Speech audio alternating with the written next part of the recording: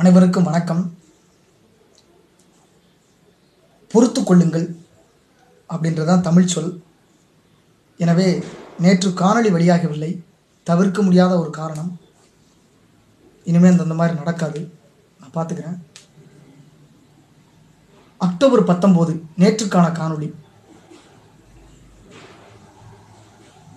ஞாயிற்றுக்கிழமைக்கான காணொளி. சுதந்திர போராட்ட வீரர் கவிஞர் ராமலிங்கனார், சுதந்திர போராட்ட வீரரும் தமிழ் அறிஞருமான நாமக்கல் கவிஞர் வே. ராமலிங்கம் பிள்ளை பிறந்த தினம். அந்த பிள்ளைன்றதை எடுத்துருவோம், ராமலிங்கனார் பிறந்த தினம். நாமக்கல் அடுத்த மோகனூரில் 1888 பிறந்தார். தாய் கூறிய இதிகாச புராண கதைகளை கேட்டு வளர்ந்தார்.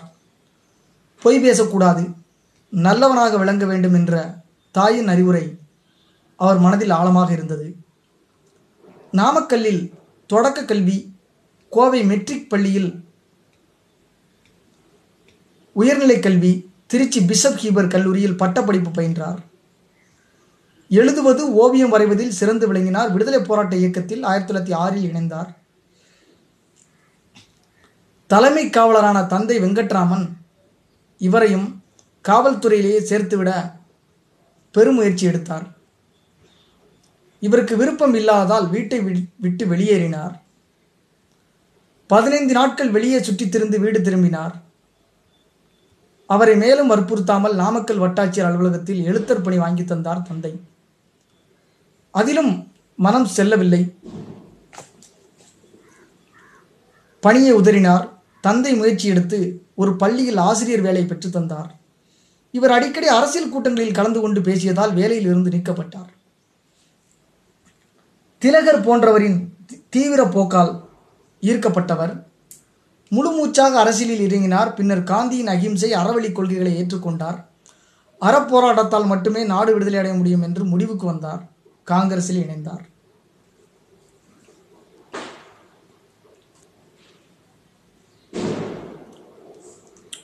எளிய சொற்களால் கவிதை பாடி தேசிய காந்திய கொள்கைகளை பரப்பினார். தேசபக்தி பாடல்களையும் பாடி ஆவேச உரைகள் நிகழ்த்தியும் இளைஞர்கள் மனதில் எழுச்சியை ஏற்படுத்தினார். ஏராளமான கவிதைகளை எழுதி குவித்தார். தேசிய கவி என்று போற்றப்பட்டார்.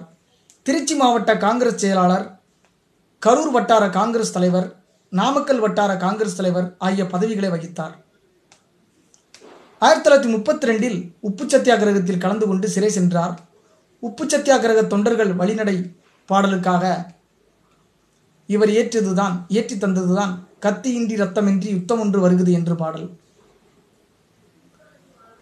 மலைக்கள்ளன், மரகதவல்லி, கற்பகவல்லி, காதல் திருமணம் உள்ளிட்ட பல நாவல்களை எழுதியிருக்கிறார். இவரது மலைக்கள்ளன் நாவல் எம்ஜிஆர் நடிப்பில் திரைப்படமாக வெளிவந்தது. இசை நாவல்,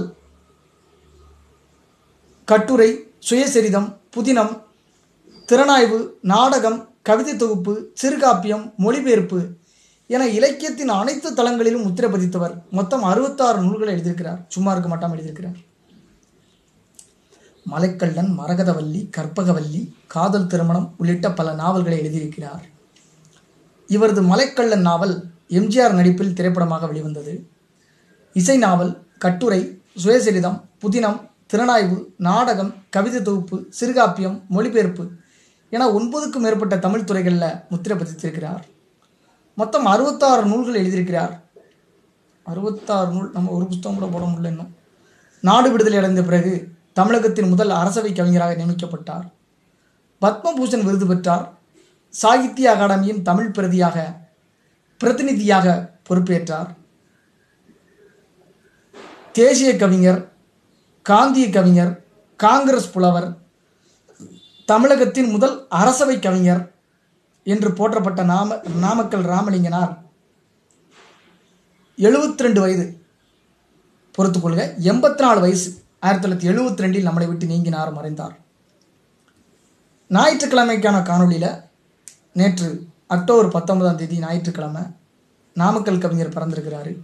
சுதந்திர போராட்ட வீரர். அவரை சந்தித்த மகிழ்ச்சியோட அந்த நாள் நிறைவு பெறுகிறது. நன்றி, வணக்கம்.